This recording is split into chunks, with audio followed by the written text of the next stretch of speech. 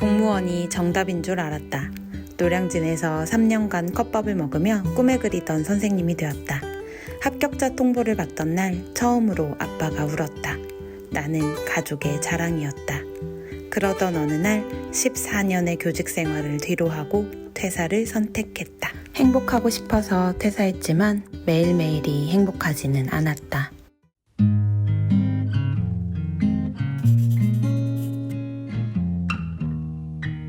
퇴사하고 나서 사람들이 제일 많이 물어보는 질문이 있었어요. 퇴사하면 어때? 퇴사하고 괜찮아? 근데 그때마다 제가 했던 대답은 뭐였냐면 난 0.0001%도 고민하지 않고 퇴사할 거야. 그러니까 사람들이 약간 환상을 갖는 거죠.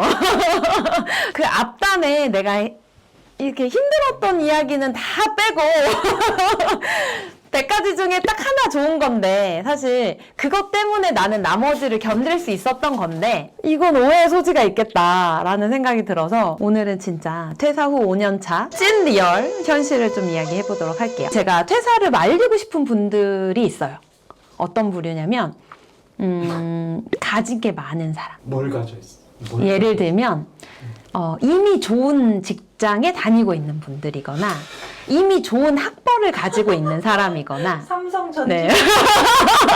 오히려 그런 사람들이 날 것으로 내가 퇴사하고 나왔을 때 적응하지 못하는 케이스들이 되게 많아요. 내가 명색이 삼성에서 부장까지 했는데 내가 명색이 뭐 이화여대 나왔는데 저는 아니에요? 뭐 이런 분들 있잖아요. 그러니까 내가 이미 머릿속에 가지고 있는 생각들이 하이 레벨을 갖고 있는 사람들은 오히려 퇴사하면 진짜 바닥 끝까지 내려가요. 왜냐면 내가 가지고 있는 그 사회적인 지위나 어떤 그 기대치가 있잖아요. 그래서 그걸 쉽게 내려놓지를 못하더라고요. 그럴 것 같아요. 명함이 이제 사라지니까 처절하게 발로 뛰면서 나를 소개해야 되는 거잖아요. 네, 맞아요. 제가 예전에 영상에서도 잠깐 얘기했지만 제가 처음에 이제 학교를 그만둬야겠다라고 생각을 하고 도서관에 강의 제안서를 내러 다녔을 때 진짜 잡상인 취급을 받았거든요.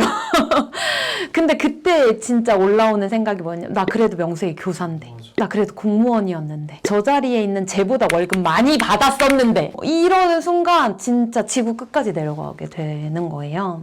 진짜 제로 베이스로 시작할 자신이 있으면 나갈 수 있는 것 같아요. 네. 뭐라도. 아무것도 없는 그냥 정말 저희 신랑 말로는 회사를 나오고 나니까 내가 벌거벗은 상태로 사람들 앞에 서는 것 같아. 그거를 견딜 수 있는 깡이 있어야만 퇴사하고 나서도 성공할 수 있다. 그 얘기 좀 해드리고 싶었어요.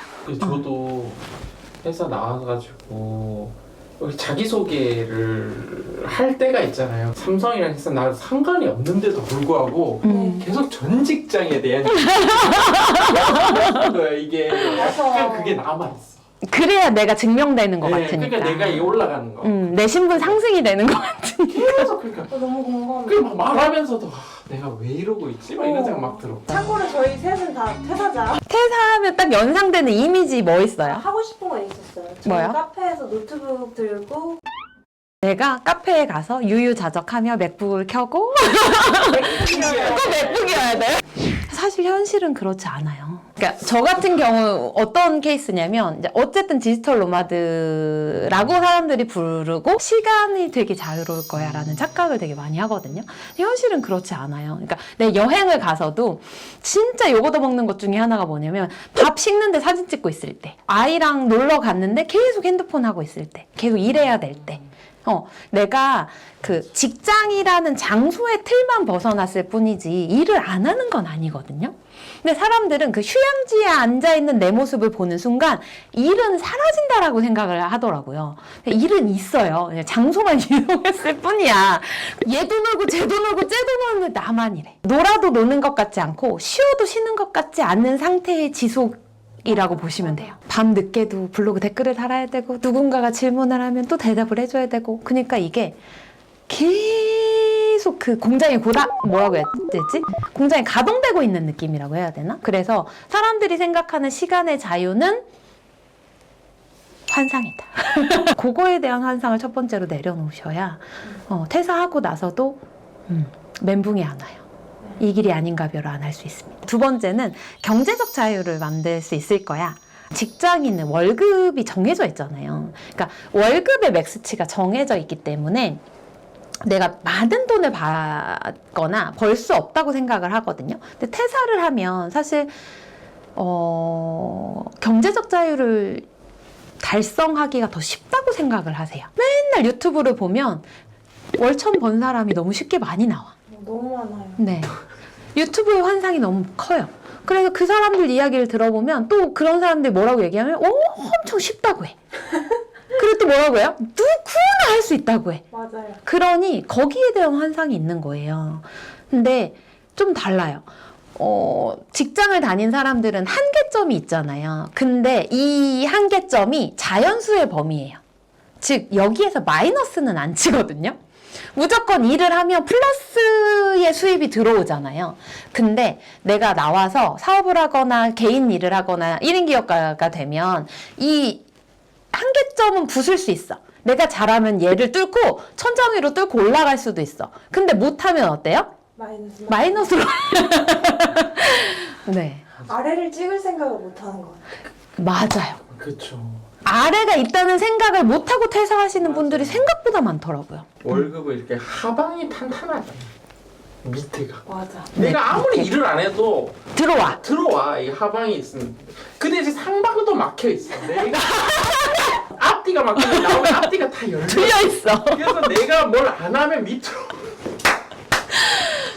빠질 수 있는 거죠. 완전 빠지죠. 근데 이제 사람들은 그 이면에 밑으로 빠지는 건 생각 안 하고 이제 위에만 떠올리는 거죠. 맞아요. 사실 저도 지금 퇴사한 지 5년 정도 됐는데 월 2천까지 찍어봤거든요. 내가 진짜 미친 듯이 일해가지고 뼈를 갈아 넣어서 오. 네, 찍어봤는데 제일 큰 문제는 그게 지속 가능하지 않은 형태의 돈이었다는 거였어요. 그렇게 하다가는 병원비로 더 써. 눈물 나는 그러게 생긴 거예요. 그래서 멈췄어요. 제가 김승호 회장님 되게 좋아하는데 김승호 회장님이 돈의 속성이나 이런 책에서도 얘기하는 게 뭐냐면 월급 100만 원, 200만 원 받는 거 무시하지 말아라.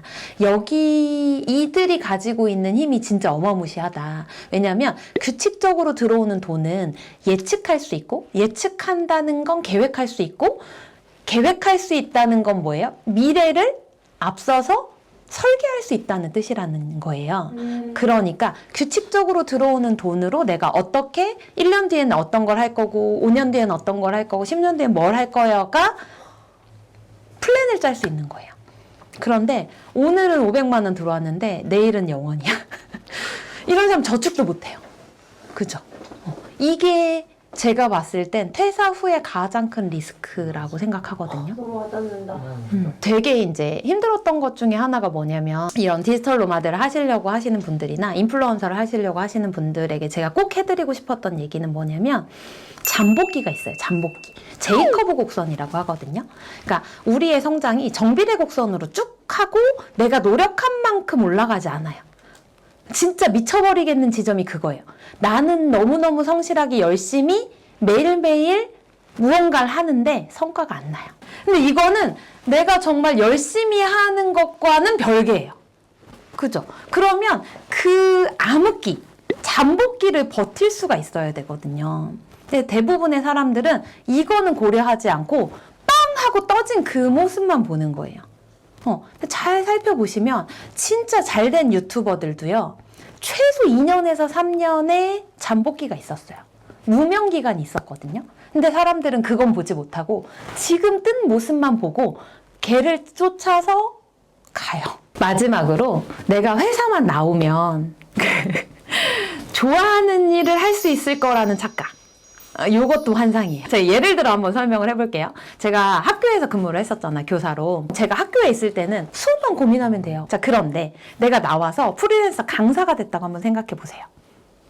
수업을 잘하는 건 디폴트 값이고 프리랜서 강사가 해야 되는 일은 뭘까요?